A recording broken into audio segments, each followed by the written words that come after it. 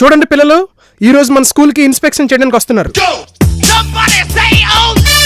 అందరూ చాలా జాగ్రత్తగా ఉండాలి. Excuse me sir, welcome sir.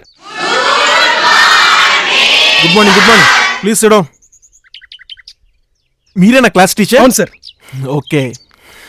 రే నువ్వులేరా, రామాయణం ఎవరు రాశారు? నేనైతే రాయలేదు సార్.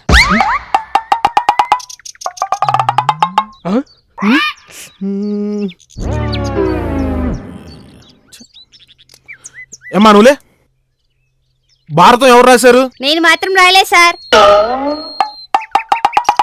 సత్యం రోయ్. Hello master. సార్, ఇదేనా మీ టీచింగ్? ఇదేనా మీ టీచింగ్ అంట?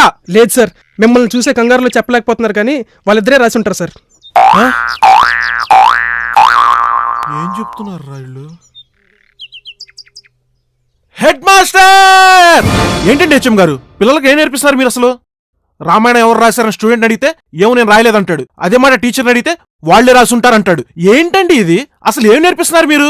పాప మా టీచర్ కొత్తగా వచ్చాడు సార్. రామాయణం రాముడు రాశాడని, భారతం భరతుడు రాశాడని తెలిసుండదు సార్.